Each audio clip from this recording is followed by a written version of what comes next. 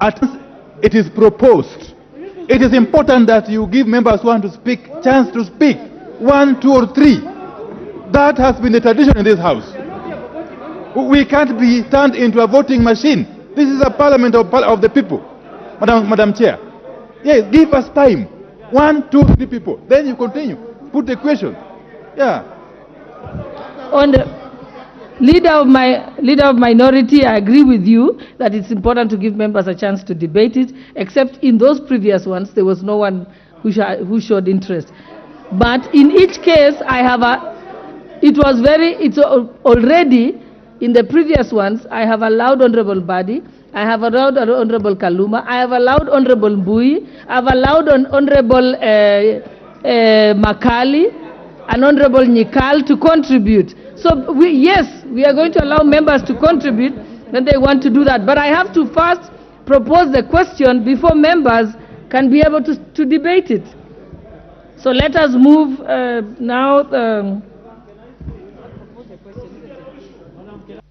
Okay, proceed, Honorable Junet. It was your turn.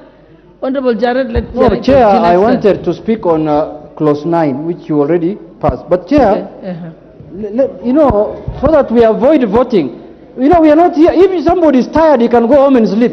We want to deal with this matter properly and perpendicularly. Yeah. Okay, Honorable Jared. Madam Chair, it is true that... Order members, please allow him to prosecute his arguments. Proceed. I thank you, Madam Chair. It is true that the Speaker did give a ruling touching on certain clauses that were either exempted or allowed to proceed in light of Article 114 of our Constitution. Honorable Speaker, in areas where you will skip while reflecting the decision of the Speaker, I think it is important to let those who proposed amendments to know that that is not forming part of the Speaker's decision.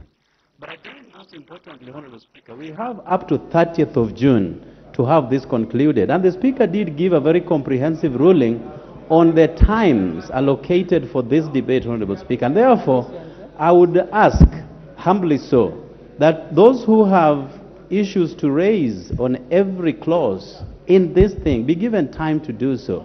Just as my colleagues have said, this is a house of debate, and we have to subject this house to debate because the whole country is watching this.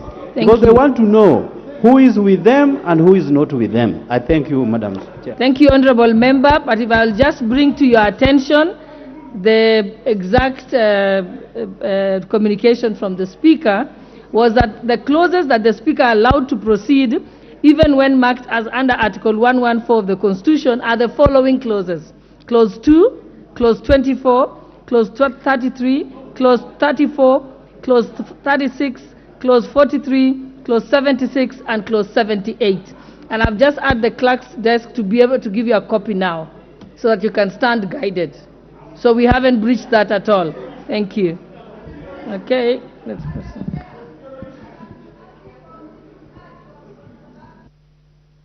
Proceed, Honorable Wamushomba. I hope you're contributing on Clause 10. No, Madam Chair, I just want to raise a concern, and this is a concern that is on procedure. Point of order. I think, Madam Chair, it is very, very important. First of all, I want to note, since 2 o'clock we started off this Parliament, very few women have spoken on this floor. Number two, Madam Chair, if the mover of the motion or the proposed amendment has clarified an issue, I think it is fair for us to be given an opportunity to give the contribution. I think that is...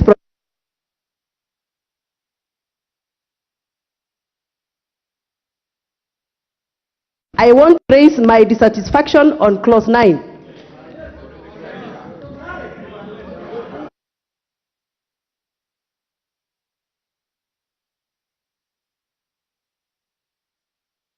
Okay, Honorable Wamushomba, the opportunities will be given for members after the mover and has moved the motion, and then has also, after we have spoken, we have proposed the question, then you will have an opportunity. So you just have to put in your name there. Let's. Proceed, Chairperson. Let's allow the Chairperson to proceed, and then you can be able to respond to it. Okay, let's listen to your point of order, Honorable. Thank you, Madam Chair. You know, Madam Chair, from what Honorable Mbandi said, the chair of this committee amended his proposal for clause 9. I think procedurally, he should have read the words as they are after the amendment. He just explained. And I think procedurally, he should have read now the new content of the new amendment. He didn't. He just explained. You had got... Honorable Makali, I think the finance chairperson said that you referred to as in the order paper. Yes. So after that, he clarified that in the order paper it is accurate. It was when you were speaking that the inaccuracy came, and he actually agreed with Honorable Mbadi. He agreed with Honorable Mbadi, and he went back and read how it is in the order paper, and he was fine with it. But if that is the case, you can always repeat it. Chairperson. Okay, hello? Not clause 9. We already sorted that one out. So move to the next one. Yes. Thank you. Honorable Chair, I move that clause 11 be amended as per the supplementary order paper. And essentially here what you're doing, Honorable Speaker, is providing that the housing levy be a tax deductible expense. Order, Chair. I think we are on clause 10. You are still...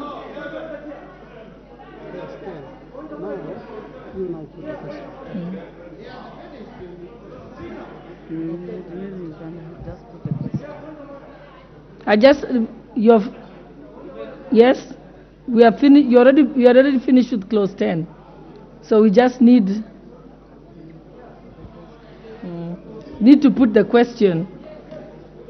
Okay, I now put the question that clause 10 be amended as proposed by the Honorable Chair of the Finance Committee. Will as many as of that opinion say aye? Aye. Will as many as of the contrary opinion say nay? The ayes have it. I now put the question that clause 10. Okay.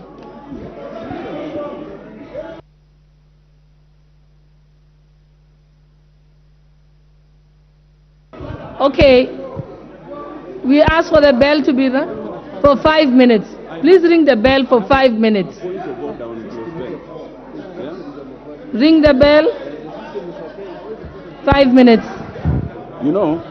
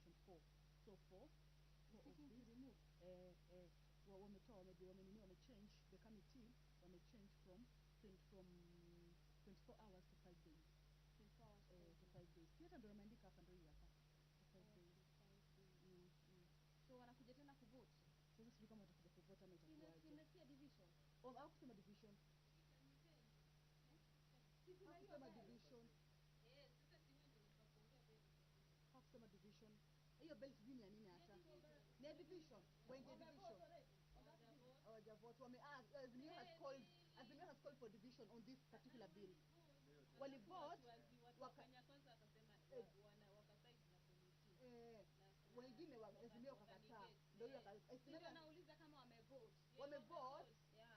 But wanaenda kwa division sasa hivi. Okay. Sawa. Usiende bwana. Hapana, tupatie hizi ndio mpya. Haya, endelea.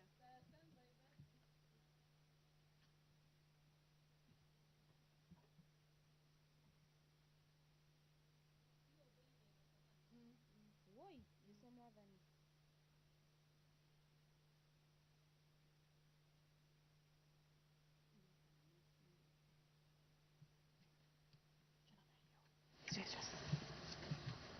The division bell at the National Assembly is currently on, and the division bell is occasioned to divergent views on the fate of clause number 10 that has had members of the Kenya Kwanza coalition voting in favor of the proposals by the committee in this particular bill. The amendment by Honorable Member for Kitui Central, Honorable Makali Mulu, is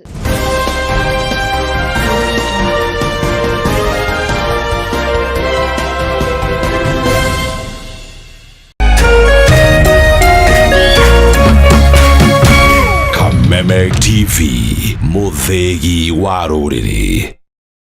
Life in a move fast. Una hustle, una work hard. Now ukifika home, it's the place you can just be na DSTV family. Na feel the drama with captivating novellas. Na feel the joy and laughter wakilearn. Really? Na feel the cheer with heart-pumping sporting action.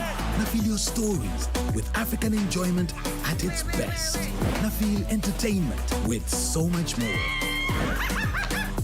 Na feel home with DSTV family.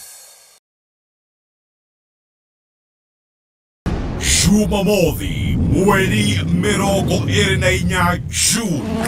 Kameme, kayo kamuigi na Kameme TV. Kunyitanire na Jose Gatutura, Machete the King, na Samido. Turakurehera Dumo ya Safari Rally WRC 2023. Nekoria Malin Resort Naivasha Nakuru Highway. Shaking down the stage, Jose Gatutura, Machete the King, Nasamido. Koigira no Matano Majomo regular VIP 1,500. Dumo ya Safari Rally. I'm confident that I'm going to get through this and I'm going to find my perfect match. Do I fall in love easily? Yes. Kijana mtanashati. Rangi imeweza, imepasha. Iko pale hali yake ama vipi? Drip iko on point, vibes on vibes. Basic energy cannot be for me. By the way, wanaume wote ucheat. Sasa at least cheat na heshima.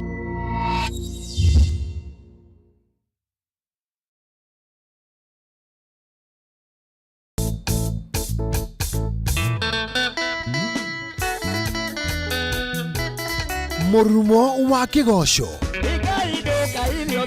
nishama wa karingaringa darama ona shiegaba uka inyuothe tugose Jehova thĩinĩ wa unene wake na uthamaki wake.